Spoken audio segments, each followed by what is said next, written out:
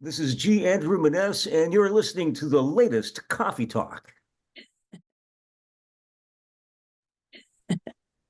Hi, everyone. I'm Kim Perlack. I'm the chair of the guitar department at Berkeley College of Music, and welcome to another Coffee Talk. Today, we're joined, as usual, by our assistant chair, Cheryl Bailey. Hey, good morning, Cheryl. Good morning. For those looking, I have the OG coffee mug, Berkeley Guitar Yeah, Department. I've got the new one today, the new one that everybody can get if you want to at the bookstore online. And join us with your Coffee Talk mug. And also joining us, as usual, is Ben Cody, our senior coordinator. Hey, Ben. Hello. Hey, good to see you. And our guest today is longtime guitar department professor, Andy Maness. Hello, professor. How are you? As soon as I got this, I took it home so I could impress my neighbors with it. So Mhm. that's why you see me drinking out of a Django Reinhardt mug in the department, but this is at home on my dinner table. Oh, it's a good one, right? It's a diner mug. A great It's a, mug. it's a great one. That's Um, it. so I guess that's our first question that we ask everybody is what is your coffee routine? Do you have a coffee routine? What's your coffee relationship? Oh, you let me know when this is too much information. I drink really dark roast like Bustelo with a French press, and I put one huge heaping measure at the bottom of the French press, which gets me two really strong cups, and I take it hot and black. And then the rest of the day I drink tea. Wow. Okay. Now, when you change to tea, is it like herbal or black? My first cup of tea after I've done coffee for the day is some green tea because I hear that's good for you. It's full of like free, I don't know, it does something, it fights free radicals or something. I have no idea. And at my age, anything that increases longevity is a good thing. And then after that, it's whatever, I just mix and match herb teas until after dinner. And then after dinner, it's chamomile Oh, until bedtime. it brings you down. Yeah, and I need that. Yeah. So. Does that work for you? Does it bring you? Yeah, it does. It actually does. I know some people that have wanted to stop drinking for one reason or another, and the thing they say that they miss the most is a nice, good, stiff highball or nightcap at the end of the day. And I tell them, in my opinion, it's probably just the habit of drinking something at bedtime. And if you're going to do that, chamomile tea, you'd be amazed. You'll be amazed what it does for you. That's cool. Yeah. That's great. Um, did you always have this routine or is this more recent? For the last 4 years, or Okay. so, I used to drink a whole lot more coffee. Hmm. Prior to that, especially when I was gigging, coffee because most places the coffee's complimentary, so you suck it down because doesn't cost anything, right? Yeah. And I would be able to take the edge off with a really big glass of Merlot at the end of the day. But I made the conscious decision to stop that about 4 years ago. And that meant in order to be able to unwind, I had to take in less caffeine earlier in the day too. So chamomile tea basically is all I need. Yeah. Oh, that's great. That's great. So okay, so another question we ask people a lot on this podcast is about first days at Berkeley, because a lot of the students who are listening are in that mode. They're recent to Berkeley, and they want to know like what it was like for you. And you've been on the faculty for so long, and you were a student. So, are there things that stood out to you about a first day, whichever first type of first day that would be? Um, I was a little older than most students in my entering class because already had a degree and I'd been on the road for several years before I came to Berkeley. But Mm. there was actually that first day of classroom jitters. I mean, that you get your first class schedule, and you're looking at this and you're thinking, "Oh my God, they put me there. My God, I placed that high in ear training. Really? Can I do this?" So after a couple of weeks, actually 1 week of meeting your faculty, meeting your teachers, and your fellow classmates who are in the same boat that you are, um, it unless you have perhaps emotional problems, or then it settles down pretty quickly, because Mhm. everybody's going through the same stuff you are. So, Mhm. and Mhm. also, um, I knew exactly why I was at the school. Okay. You know what I'm saying? So since I was already motivated and mindset to, okay, they've got stuff to teach me and I want to know this, digging in was easy. And that's the big thing. In fact, I learned that in undergrad too. I mean, if you want to really avoid nightmares, dig in from the first day. Just dig in, you know.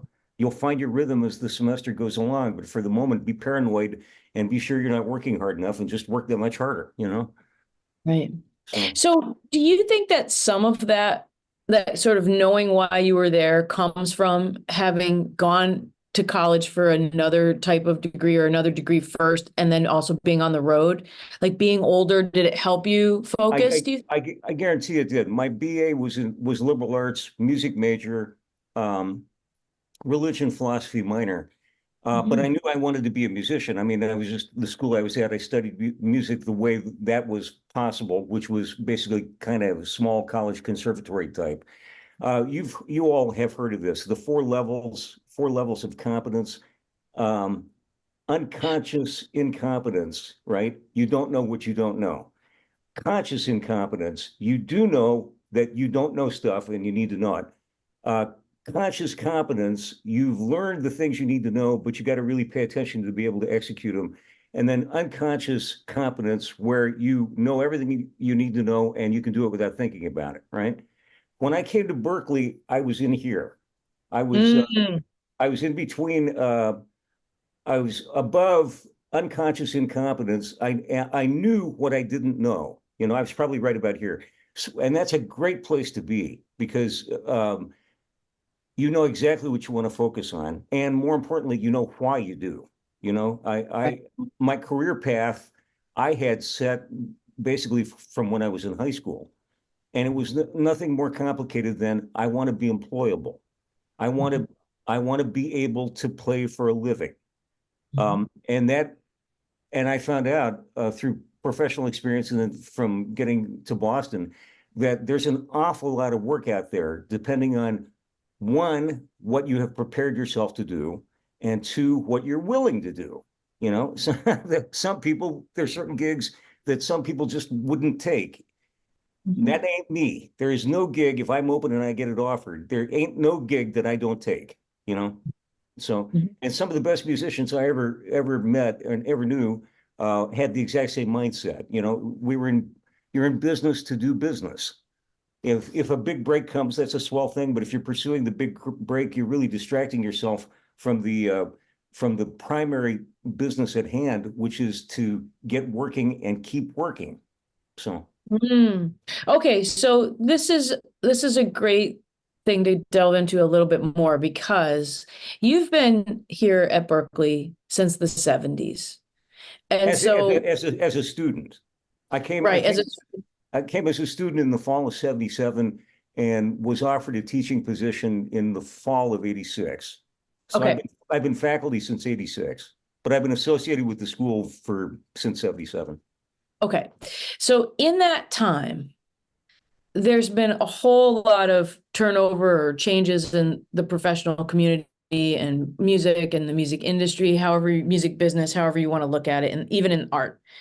And would you say that even through all those changes, what you just said is true, that there's a lot of work out there depending on how you prepare yourself and what you're prepared to do? Do you still believe that that's true? If we're talking specifically about Boston, I'm not sure it is. I'm not sure it is. I think there quite probably are other areas that are bigger musical hotbeds for live performance than Boston is now. But at the time I came here, um, there were clubs everywhere, you know, that had bands of all kinds. I mean, the indie rock scene was huge. The jazz scene was huge. The country and western scene was just starting to happen. The ethnic music thing had always been there. I had to date a belly dancer as a student. I had to date a belly dancer to find out just how much Middle Eastern work there was out there. Whether that's true now, I don't know. If that's true locally, I don't know. Right. But if you're willing to relocate, yeah, and if you're prepared to do a lot of things and you're willing to do take whatever opportunity presents itself, yeah, there's a lot of work.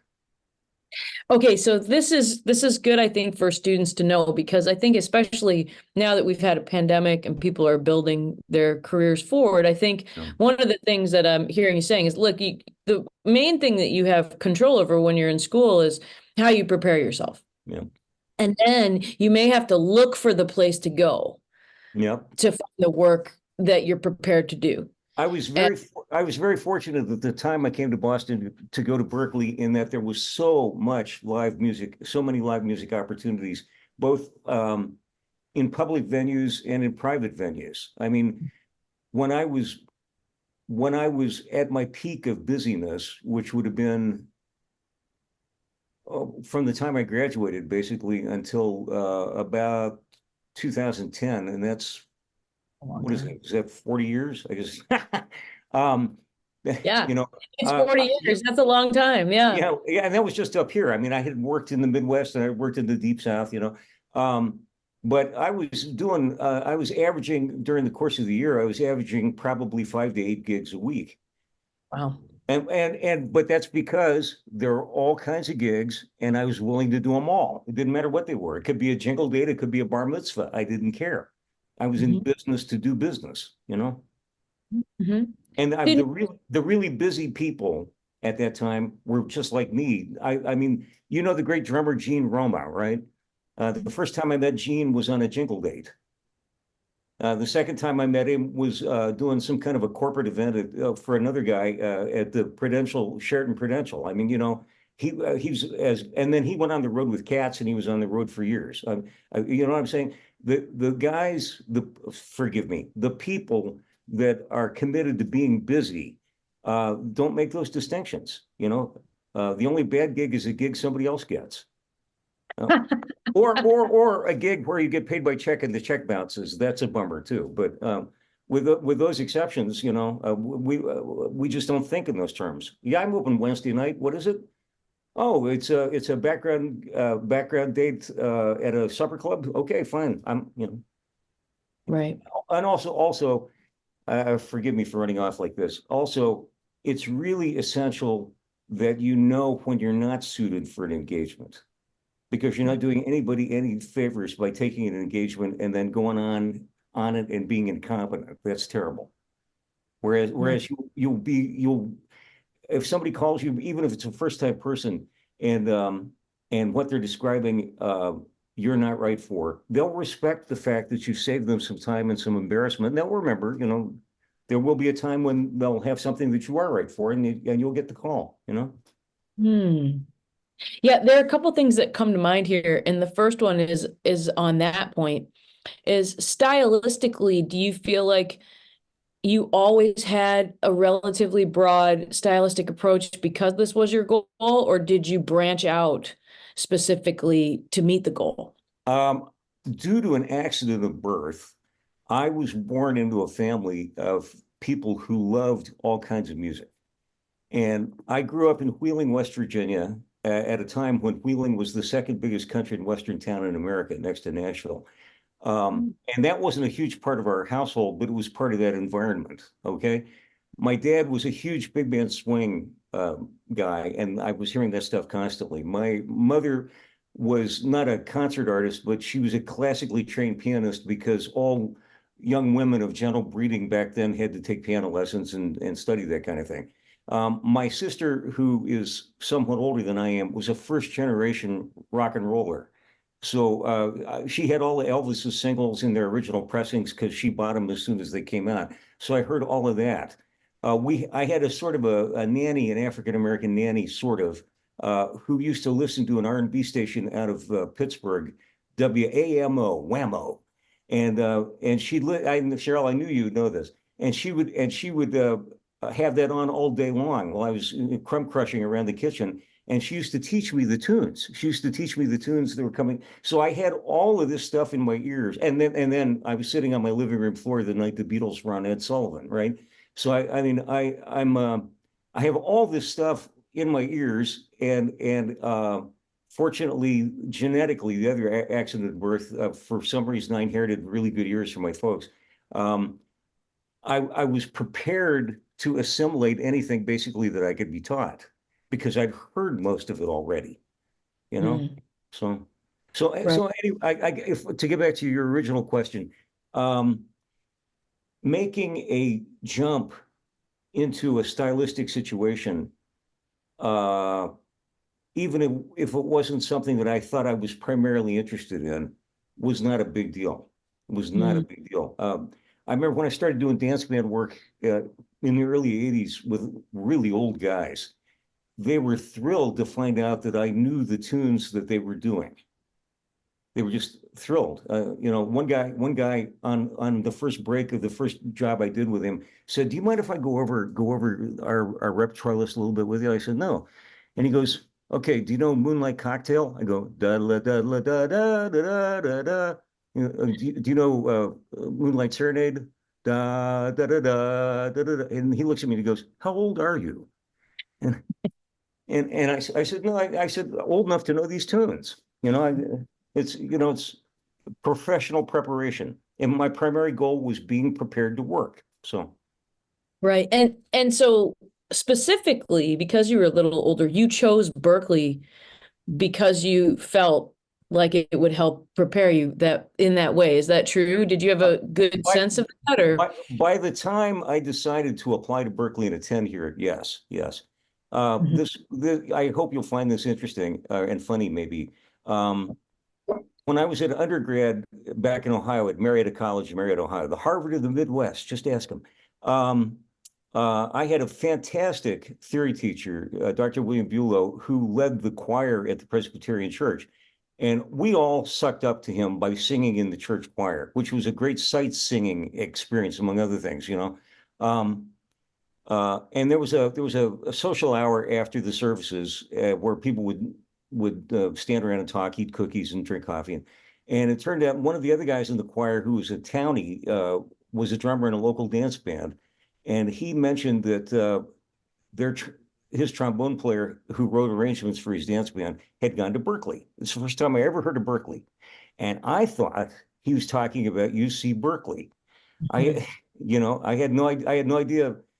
Then jump ahead a year or so.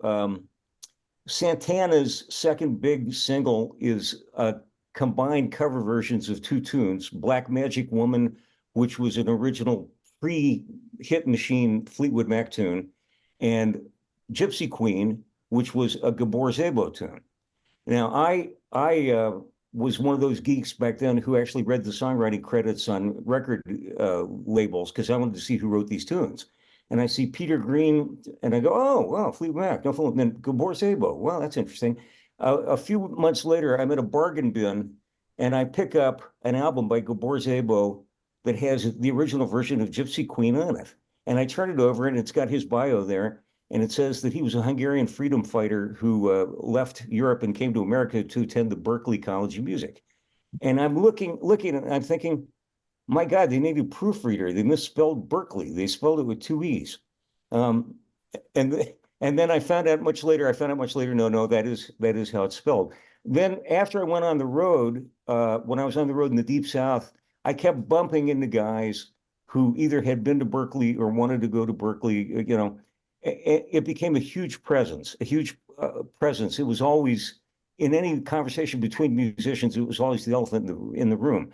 So I had living a fairly abstemious life and having no bad habits that would cost me a lot of money. I saved an awful lot of money on the road, and I applied from Pascagoula, Mississippi, where I was living. I applied to Berkeley to get in, and I got in. So I gave the band I was in notice, and lived with my parents back in Wheeling again for about 8 months. Um, during which time I studied with Joan Negri. I'll talk about that if you'd like in a second. And then came to Berkeley in the fall, and I was leading up to answering your question. What was your original question? Well, I was just wondering, like, if Oh, you, how I found out about it? Oh, like, okay, you had a okay. good sense you came to Berkeley with a mission in mind. Well, Yeah. once I found out what Berkeley was, yes, once I found out what Berkeley was and what the reputation for it was, which was working musicians taking time out of their careers to learn some things and then go back out. And I said, okay, this is perfect for me. You know, Mhm. I don't need college. I need vocational training to fill in the gaps. I mean, there's stuff I know, but there's a lot of stuff I don't know, and this is where I'll pick it up. So that's ultimately what got me here. I would have gone wherever Berkeley was. I didn't know a thing about Boston other than what I'd read in the history books. And I was up here a month before I thought, oh my God, what a hip town this is. And remember, we're talking late 70s, but I'm thinking, oh God, there are used record stores in every corner. There's art house cinemas everywhere. There's pre-cable. So if you want to see an old movie, you had to watch The Late Show or go to if the town was hip enough, an art house cinema. And Boston had a lot of those. And I thought, okay, I was ordained to be here. I should be in New England. And I've been here ever since. Oh, that's great. So there are a few things you said in there too, and one of them is that Berkeley really was known as a vocational school, Yeah. and that people would often come for short stints on and off the road. What I never heard about at the time I'm talking about, I never heard about Berkeley as a college. Right. That wasn't, I mean, it was doing it, but that wasn't the reputation that had made it famous.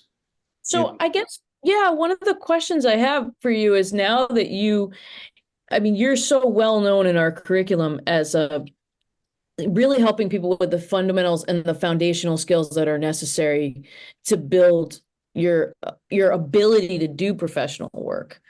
And I think I mean, it would be great for you to talk about that aspect of it now, like maybe even juxtaposed to when you came as a professional to Berkeley, what you feel like you got out of the guitar curriculum that really stays with you, and then what you feel like you're giving students now that maybe people had prior to coming in the past. Okay, let me divide that into kind of two questions.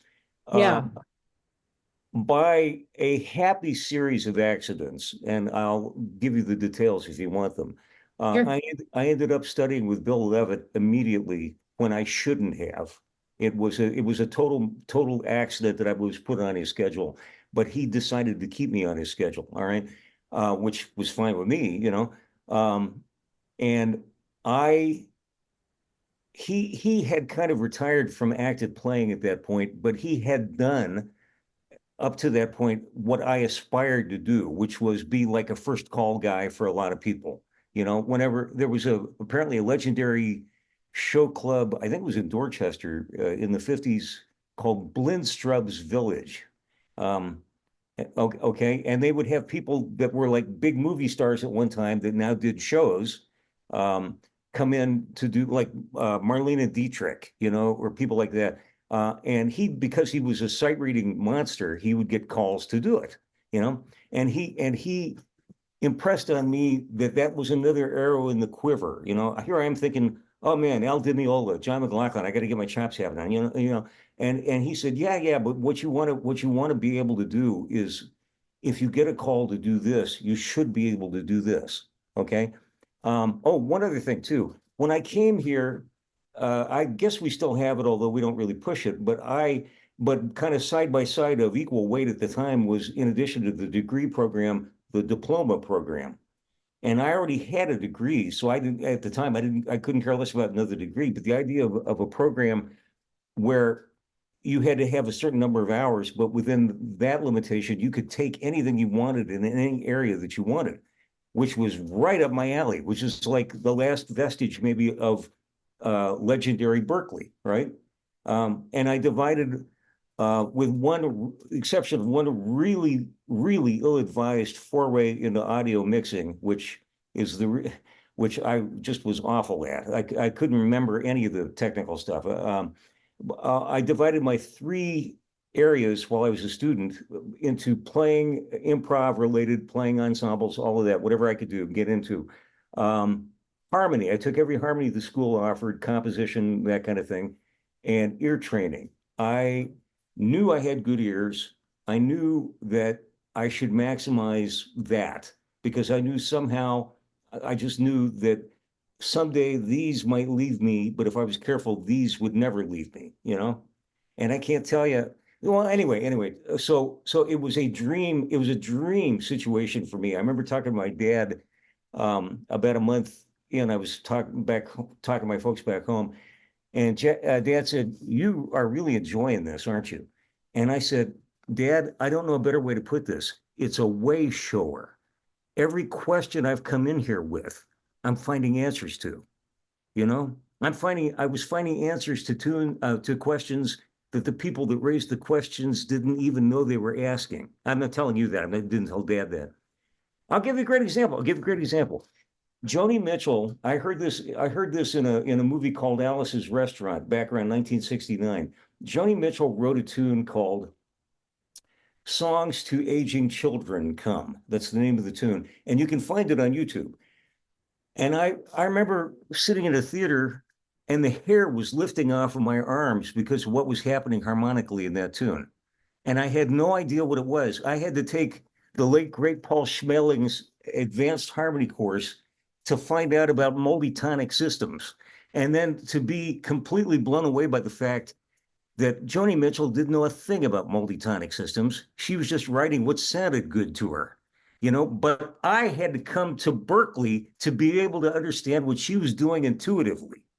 So that's what I mean. What's what I mean? The school was like a way shower. It was answering questions I didn't even know I had until the answers were placed in front of me. And I'd go, oh, so that's what that is. I can't tell you how many moments I had like that. So now talk about the work you do in the classroom as you're helping people in some ways build their foundation on the instrument. So a lot of the students you have are coming from other instruments, so they have something. But in fact, as of this conversation, all of the students I have are coming from some other instrument. I'm gratified and a little amazed that this class has turned into what it's turned into. I inherited it several of us did, but the wonderful Charles Chapman, who developed health problems and had to leave teaching. But I'm really, really glad we kept him on our roster for the remainder of the time.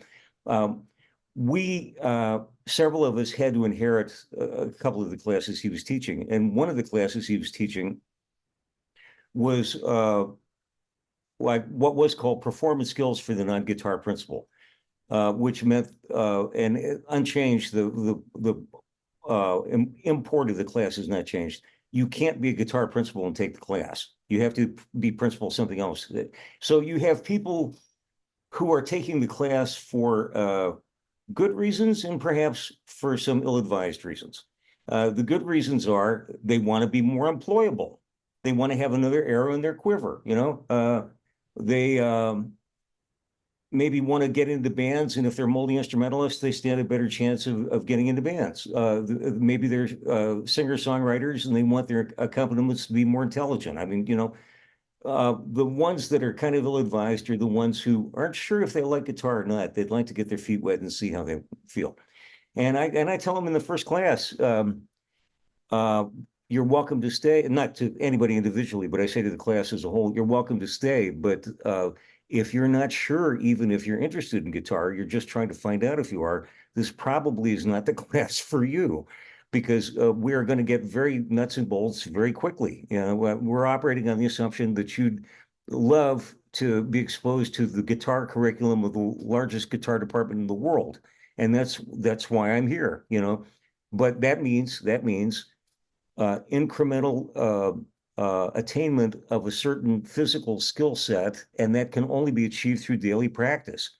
You can't look at the stuff the night before and be expected to show that you have mastered it by class the next day. And the ones that believe me get pretty good. In fact, if I'm not mistaken, I think we now acquire 2 or 3 new guitar principals, people that actually change their principal instrument because they like the class and they want to get into the 119 sequence, and and that makes my heart sing when that happens. So what I do musically is I hit them with musical terminology because I want to know that they know it. And I tell them, you are my customers and you're paying an awful lot of money to be able to ask questions. And I'm being paid really very decently to answer them. So please don't ever be shy about asking questions. I don't, even if you think it's a stupid question, I'm not judgmental. I'm here to answer questions. And then I find out, they can understand the concept of enharmonicism but it's never been explained to them before. You know, or I'm not going to cast aspersions on any other departments, but I will say that I cover a lot of ground that I would assume would have been covered by somebody that's gotten through Harmony 4. And often it's not, but that's okay. If they stay the course, they know this stuff by the end of the semester. I love telling a student like they're in Harmony 2 or something. Um, your fellow classmates in your Harmony class are really going to hate you by the end of the semester because you're going to know so much more than they know. And they dig that. They dig that. They love, and I tell them there's no better reason in the world to be hated by somebody than because you know too much. There's no better reason in the world to be hated. So Yeah. I I love what you're saying because for a couple of years now I've taught an equivalent of what you're teaching at Berkeley College of Music at Berkeley Online. It's a system I developed, so we're kind of parallel. I'm coming off of your great success, and every semester we have this discussion about what does it mean to be a beginner. And the truth is that you come at a variety of entry points. Like some people do come having never held the guitar before, and they choose to do that. They choose to take the course on day one, having done that, which is great. Yeah. Or they come having played around with the guitar, like they've played it for a number of years, but they don't know what they're playing. They don't know what the notes are. And then really what ends up happening, no matter, we always have some people who will say, well, this class is too hard. It's not really a beginning class. And the answer really to them is, well, it is a beginning class in the sense that you can come as a beginner, but it's not an experiential, get your feet wet kind of class. It's right. And I tell them that, right to start. I say, if you're not sure whether or not you like guitar, this is probably not the class for you. I mean, the presumption is that you actually know you like the guitar tactily, you've made some chords, you've held the thing, you know what it feels like, and you'd like to get better at it and know what you're doing. If you're at that point, that's a really good place to be. More advanced is better, but I mean, but still, it's an okay place to be. If you're trying to figure out whether or not you like guitar, you know, this really is, you know, I put it this way. I said, we're operating on the assumption that for one reason or another, you would love to get a private lesson from a faculty member at the largest guitar department in the world. And it could be economic, could be scheduling, you just can't do it. So what you're getting in this class, and we'll start with baby steps, but what you're getting in this class is modified slightly what a first semester guitar principal would get in their private lesson, except you're getting it in a classroom situation. I tell them, this is not guitar basket weaving. This is not community college guitar. This is, you're at Berkeley. This is a first level Berkeley guitar class. And if you practice, and I give them the semester's assignments on the first day. They know what's expected for the entire semester from the first day. If you do the assignments, and I said, we'll take baby steps, it'll be manageable. If you do the assignments, you're going to be in great shape to pass the final by the end of the semester. And those that take me seriously they say that the final is like the easiest test they've ever taken. And I'll tell them, because you're prepared, because you know what you need to know to pass the test. It doesn't have to be a huge, long, voluminous test. I'll know in 5 minutes whether you know what you need to know or not. That's right. That's right. Agreed. And I think there's a couple parts of that. Number one is the daily practice, because there is a physicality. And there is no substitute for it. And number two, in a college class, is the music theory component. I get some feedback from people who wanted a more intro experience, and they'll say, well, the music theory is required in this class, and it's too much music theory required. And the truth is, it's not required before you start, but it is required to understand what you're doing. Bingo. And I tell them, because it doesn't happen often, but I know there are some folks in the class we're discussing. I know there's some folks who figure, okay, I'll get through Harmony 4 and then I'll never have to deal with harmony ever again. And I tell them, of course, that with the possible exception of keys, there's no more harmonic instrument in our universe than the guitar. And if you really aspire to a career in music, you are never done with harmony. I mean, it's not a case of, okay, Harmony 4, I passed the test, I have a passport to no more. No, it doesn't work that way. Right. And some of them, but I think part of that may be, oh, I've got to choose my words so carefully. Part of that may be how some harmony classes are taught, It could be. I mean, it's also, I think, one of the realities I think of learning an instrument, any instrument, but my experience has been mainly with the guitar, that Yeah. the key is to stay with it, because at different times it feels really accessible. At other times it feels unmanageable. It can Right. feel challenging. It can feel inspiring. And it's never going to feel, in my experience, after all these years of me playing, that you got it. You know Yeah. what I mean? Oh no, the journey goes ever onward. The journey, Right. And yeah. as much as I know now, and which is not inconsiderable, and is so much more than I knew, say when I started teaching 37 years ago. I'm Mhm. teaching here, right? I know that, assuming I keep my health and all of that, and 5 years from now, I'll know stuff that I don't know now. I know that. You That's know, right. I'll hear things differently, maybe even things I've heard 1,000 times, but I'll have some piece of data that has been assimilated, and I'll hear that piece of music again, and I'll go, "Oh, that's what's really going on."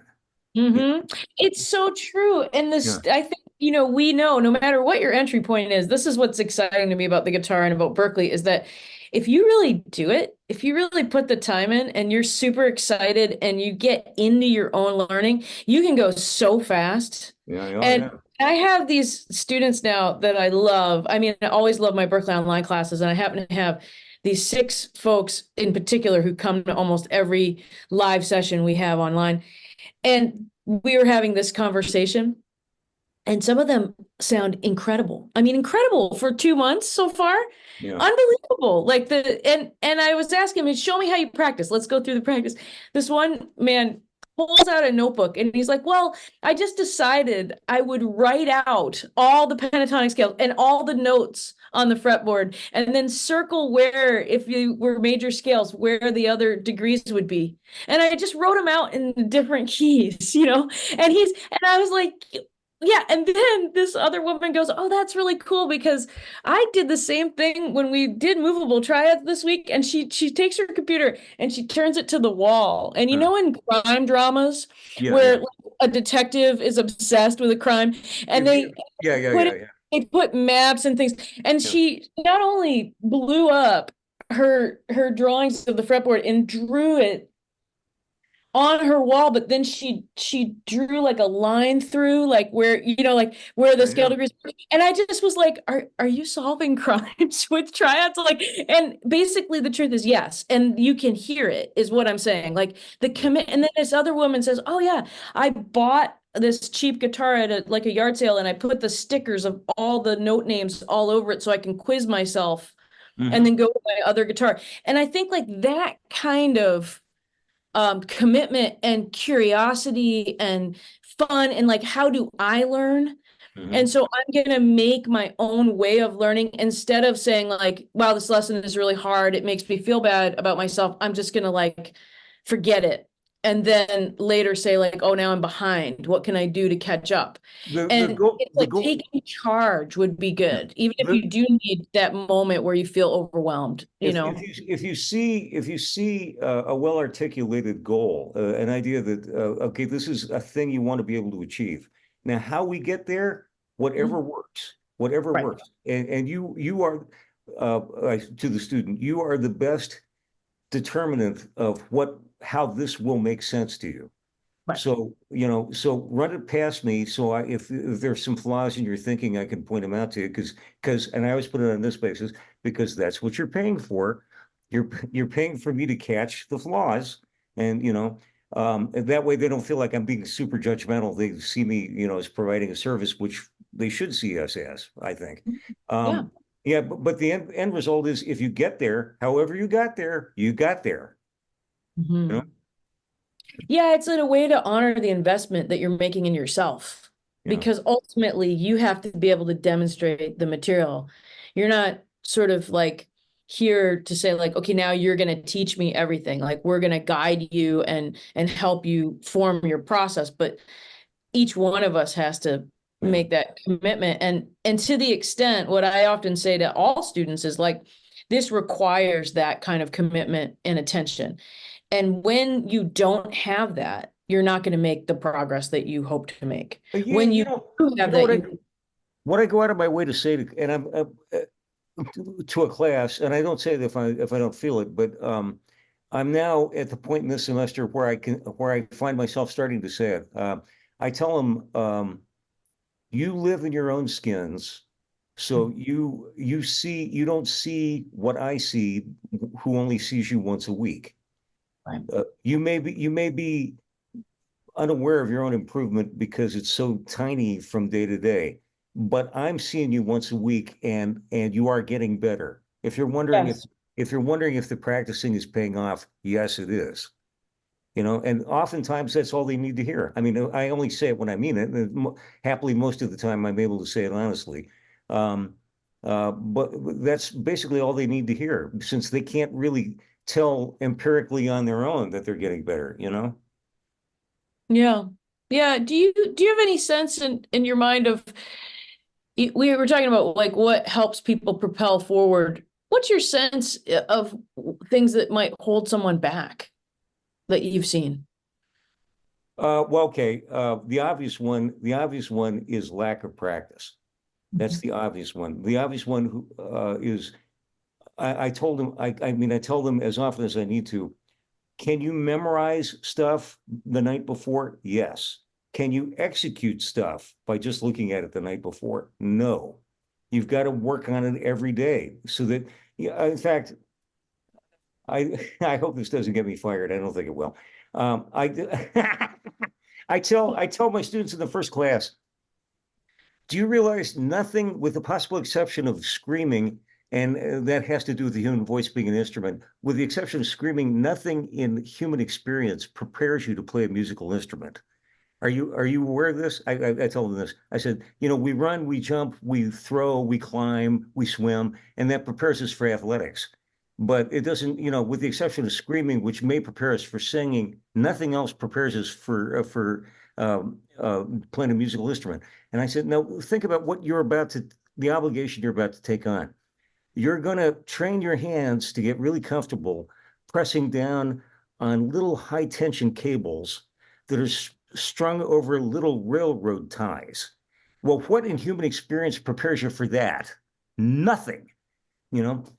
So you've got to make the commitment. Okay, it's going to be awkward and weird. It might even hurt, but the more I do it, the better I'll get. And the ones that take me seriously, they get better. They improve.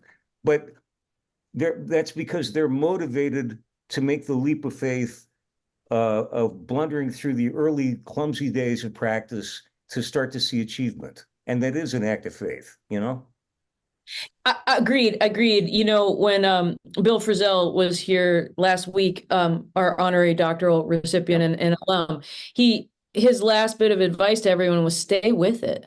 Yeah. Stay with it. You make a mistake while you're playing, stay with it. You know, you feel like frustrated or overwhelmed or, you know, something's insurmountable. If you stay with it, it will really pay off. It will really work. And I've only seen evidence of that. When people say, I waited too long in my life, I won't be able to do this.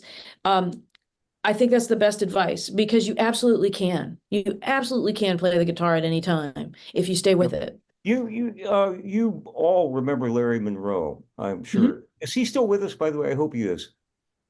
I'm not sure. But he was, I think he was chair of the ensemble, or whatever the thing above the chair is, the ensemble program, before he became a dean of something else. You know, and he was a tremendous alto player, and he used to come in every day, well after he was at the management level. He'd come in every day. He had an office on the fifth floor of 1140, so we'd all hear him. And he'd come in at 7 a.m. every day, and he practiced for an hour.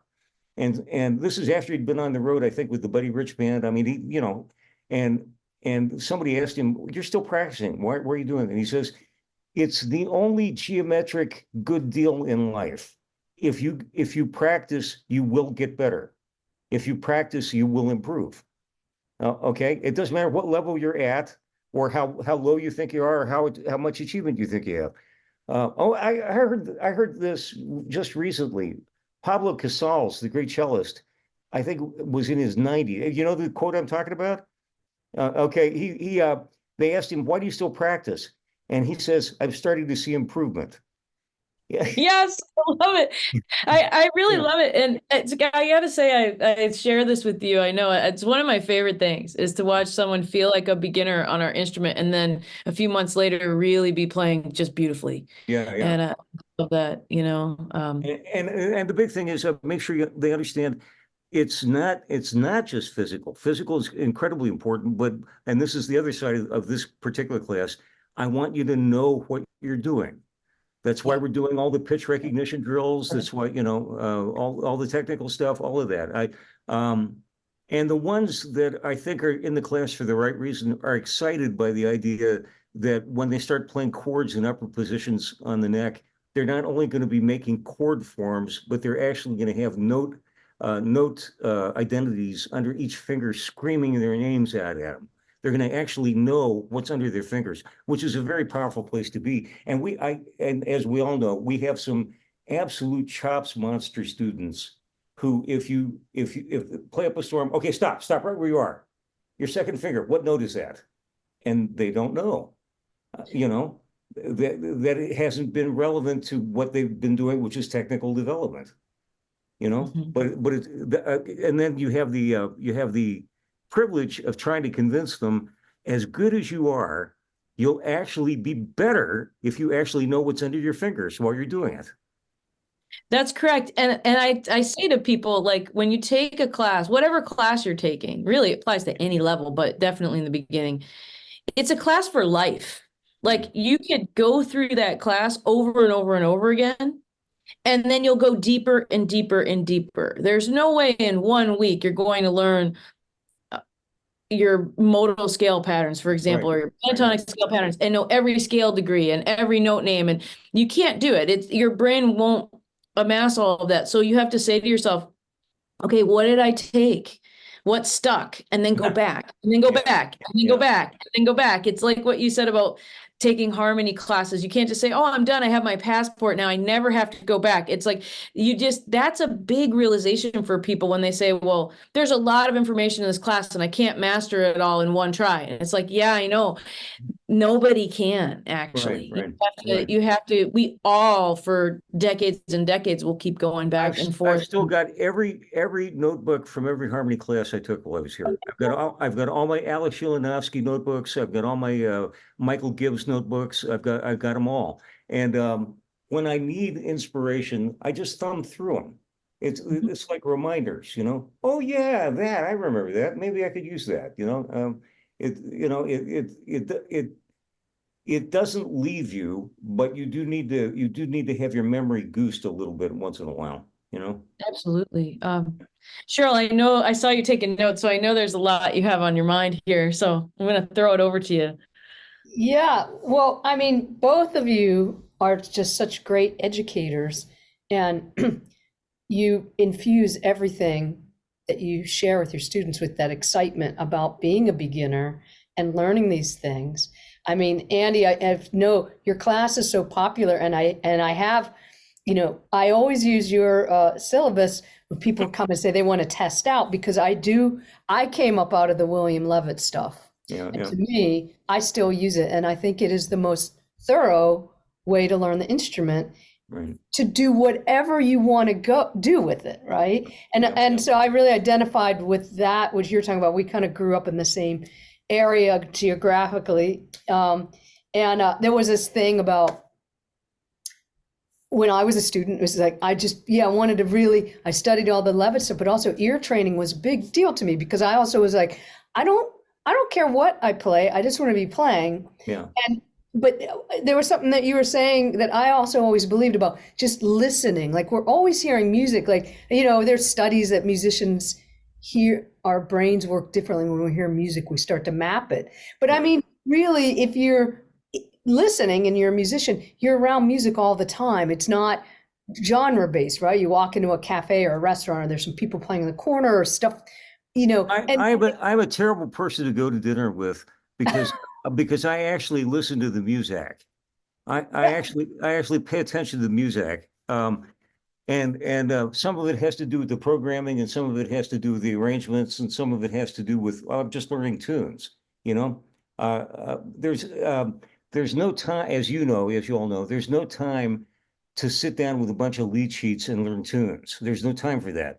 You just got to listen constantly and have your functional harmony chops together so that you know what's going on in the tune, and then somewhere down the road you may have to play it.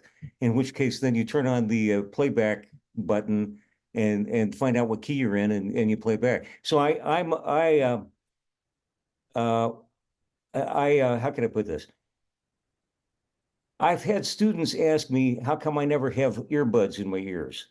And I tell them, well, for two reasons. One, because I hear music everywhere. I mean, the elevators breaking down is musical to me, the noises of the students in the hallways is music to me. But part of it also is I've got an awful lot of music up here already. I don't, I don't need to be fed more music right now. I'm still playing what I've been processing. So. Yeah, I think that's a good point, and I really feel that also, both you and Kim teaching students that are new to the instrument, it's not something for everybody to teach. Not everybody's great at doing, and you both obviously share that passion. So it's great to be listening to you guys talk about this because, to be able what you're really doing, they always say like, teach a person to fish and they can. That's what you guys are doing. You're teaching them all the fundamental stuff, connecting it with their ear, connecting it with, hey, what did you learn in your harmony class? Now you can go out and again, there's nothing genre specific about it. It's just big M music.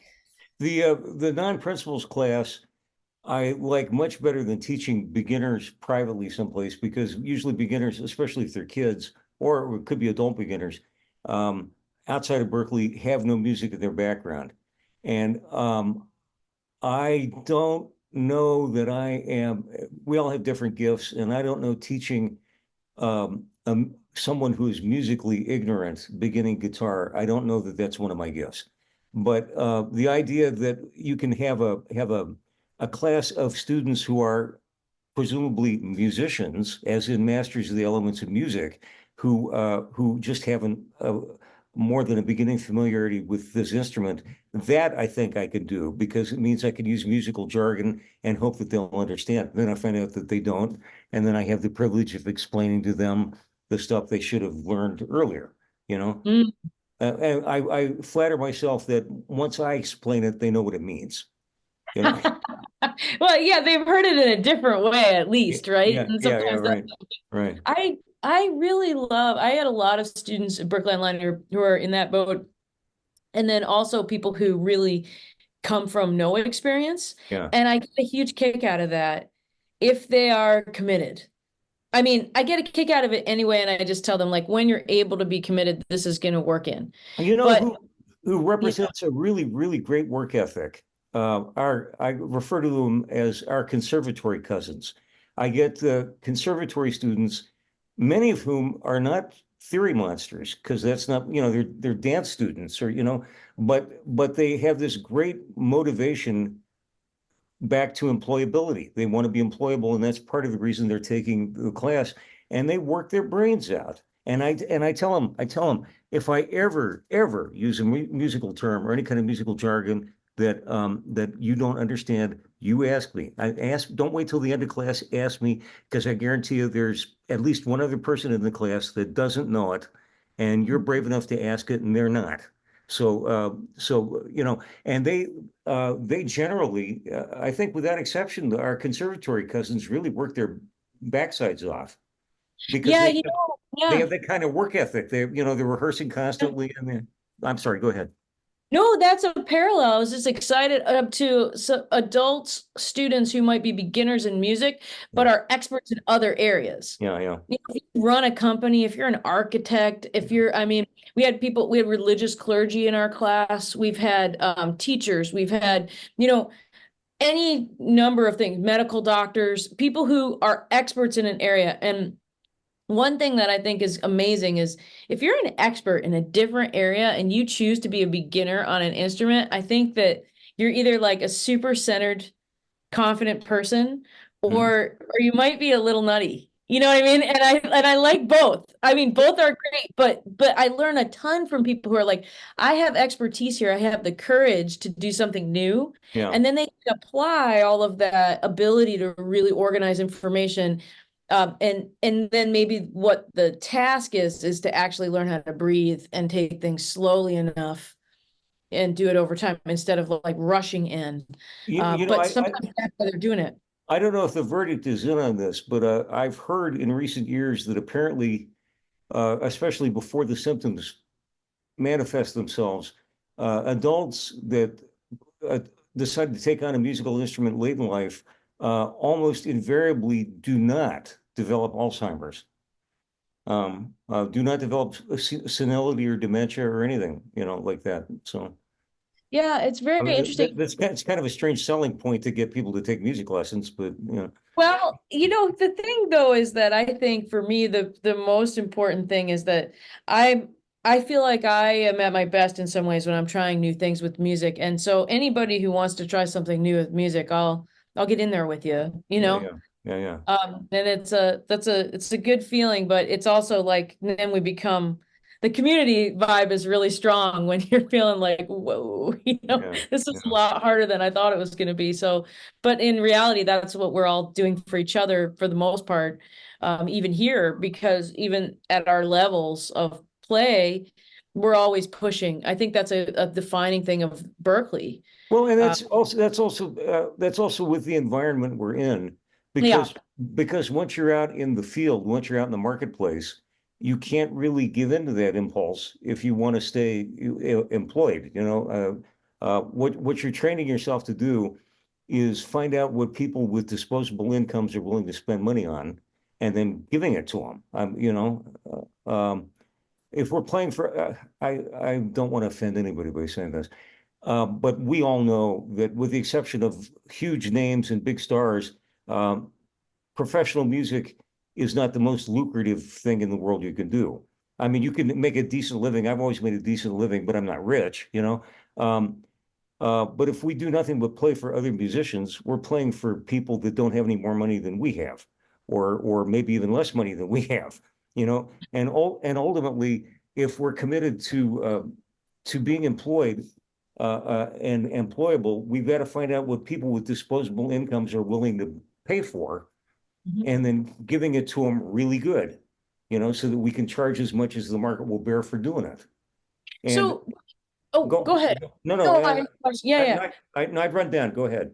No, I like it. So a few times you've touched on your business philosophy and practices, and I'm wondering, have you always managed yourself, or have you like what are the different ways you've worked Okay, that I these never students in my star-crossed career, I never got to the point where I ever had a manager. Never. Okay. I would have loved to have had a manager and some office staff. I would have loved that, but I never got to that point. So when I was running my music services business, I was doing everything. I was doing the hiring. Wow. I was doing the advertising. I was doing the promoting. All of that. But I've always had, in addition to a decent work ethic, I've also always had fairly decent business chops too. Like I found out early on, and this was back when I was in high school. My dad was an exec, and he pointed me in the right direction. Uh, Mhm. I found out about tax deductions.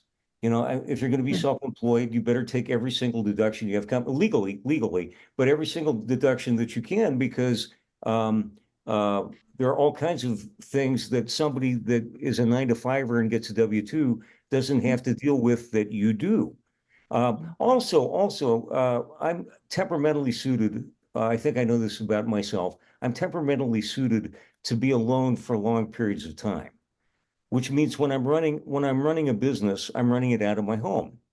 And getting up every morning and going to work was no big deal for me. It was not a horrible act of self-discipline for me, even if that meant getting up at 8 o'clock so that by 9 o'clock I could be down the hall and at my desk on the phone.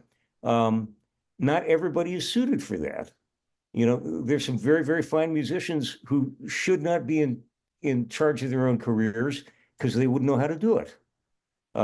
You know what I'm saying? I do.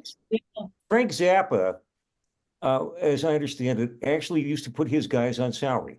And it was a good salary. It's like 800 to 1,000 a week. This is like 30 years ago, right? And they were expected to show up at the soundstage where the rehearsals were happening at 9 o'clock every day. And they rehearsed till 5 o'clock, and then they went home unless they had a gig or something. But they were on salary. If they weren't gigging, they still drew a paycheck. But Zappa expected them to be on time. He expected them to go to work.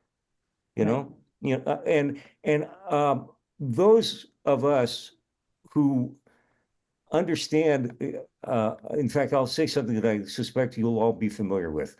There are people who get into music because they think it's a way of avoiding a real job. Mhm. You know what I'm saying? And professional music is the realest job there is because you don't have anybody to answer to except yourself ultimately. And whether or not you are working or not, whether or not you are disciplined or not, is entirely on you. You know, and not everybody is temperamentally suited for that. Mm. You know, Yeah, that's right. have you heard of the Myers-Briggs? You've all heard of the Myers-Briggs index, right? Yeah, Um, I know my letters. I don't remember exactly what they all mean, but I am an INTJ. And what I know about the first letter is I'm an introvert. Now, what that means in Myers-Briggs is, and the other possibility would be E, an extrovert. What that means in Myers-Briggs is I derive my energy from being by myself so that I can handle being with other people when I have to be. right. An extrovert has to be the other way. An extrovert gets their energy from other people so that they can handle being by themselves when they have to be. Right. So, okay. And I'd be really curious to know, just in our department, how many of us are I's and how many of us are E's. Because Right. I think an awful lot of entertainers and people who make their livings in front of audiences are probably not extroverts. They're That's right. prob they're probably introverts, and are very happy being by themselves when they're not on stage, so they can handle being on stage and interacting with other people. Uh, I know I love being in a classroom. I love being in a classroom. When I was sick last year, what was the first thing I said to you when I came back? God, it's good to be home, right? That's Um, right. um, I love being in the classroom. And after 17 classes in 3 days, I'm ready to not be in the classroom. Yeah, I'm ready to get my batteries charged again over the weekend so I can face the next week of 17 classes in 3 days. That's right. Yeah. Yeah, that's a really good point. Hey Ben, we're coming to the end of our hour, and I'm wondering if a nice wrap up here would be for you to ask the great question that you ask everybody. Yes. So, what's a question that you think students that are coming into Berkeley should be asking that they're not thinking themselves of asking? Oh, wow. What should they be asking that they're not asking? Right, that they wouldn't think of, on their own asking. Um, well, okay. Since you've given me one, I have to come up with one. In a moment of earnest conversation with faculty, a student should ask, can I really make a living doing this? Whatever this is, can I really make a living doing this?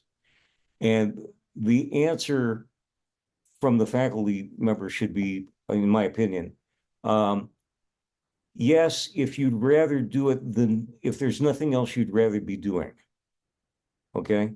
If there's nothing else you'd rather be doing, because that means if you have to put in a 10 or 12-hour day, you won't mind because there's nothing else you'd rather be doing.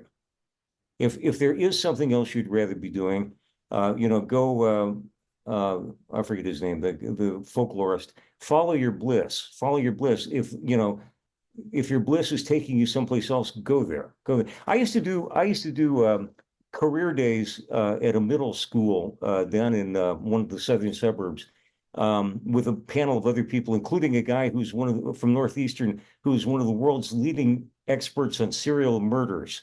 That was yeah, and he looked like Albert Einstein. He was a great guy. But I'd show up dressed in a tuxedo and they'd say, why are you wearing a tux? And I'd say, it's my work clothes. This is career day and this is what I wear. These are my work clothes.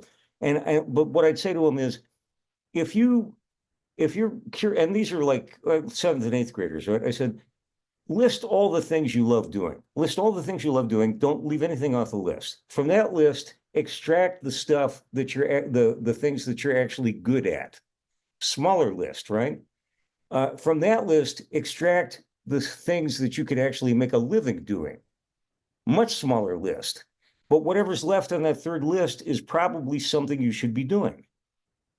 And I tell students this: if whatever it is, being a rock star or being an engineer or being a film scorer or whatever, if that is your idea of heaven on earth, following your bliss, you probably should be doing that because there's nothing else you'd rather be doing, So. I think that's great. I think that's a beautiful note to end on that wraps it up, that you find what you love.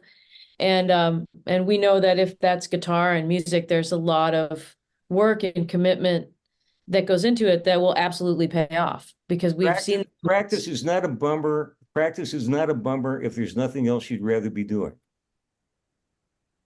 And practicing, think about that. practicing is my idea of a good time. So Okay, everybody, think about that one this week. After you're listening to Coffee Talk, listen to that a few more times. And we're going to finish up our coffee together here. But all of us, thank you, Cheryl Bailey. Thank you, Ben Cody. And thank you, Professor Maness. We'll be back with you on the next Coffee Talk, everybody. Have a great week.